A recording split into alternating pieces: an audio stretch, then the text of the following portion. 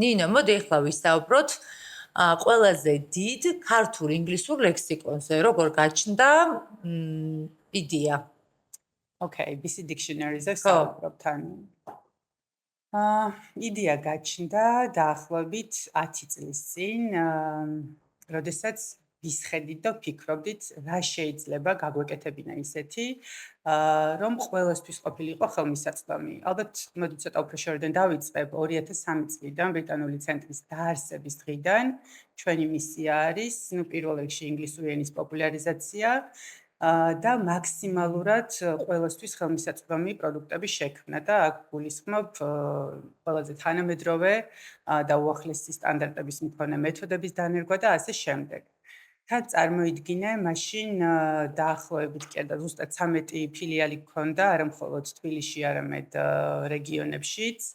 ფაქტიურად ასე თუ ისე ვიყავით ხელმისაწვდომები, მაგრამ მაინც იმაზე ვფიქრობდით, აი რა შეიძლება გავაკეთოთ, რომ გავუმარტივოთ ადამიანებს ინგლისური ენის სწავლა, მათ ვინც არ არიან ჩვენი მომხმარებლები და ყველასთვის იქნებოდა რა თქმა უნდა ხაზი უნდა გაუსვათ უსასყიდლოდ ხელმისაწვდომი და რა თქმა უნდა ეს იყო ლექსიკონი.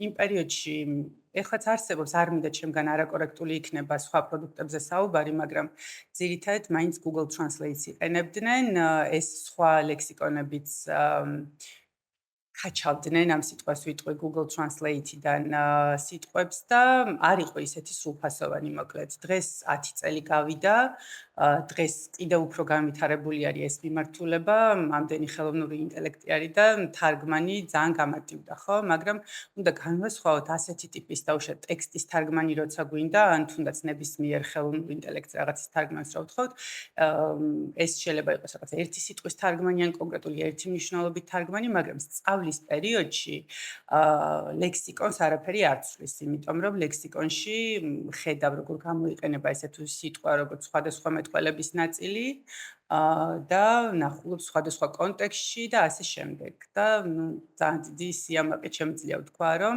BC Dictionary დღეობითაც არის ყველაზე ვრცელი ინგლისურ-ქართული, ქართულ-ინგლისური ონლაინ ლექსიკონი ვებგვერდის და აპლიკაციების სახით. მოდი ვუთხრათ ჩვენ მსმენელს, ვისაც არ აქვს ჯერ გადმოწერილი BC Dictionary, შეუძლია გადმოწეროს Android-ის ან Apple-ის აპლიკაცია, ან საიტზე შევიდნენ BC Dictionary-G.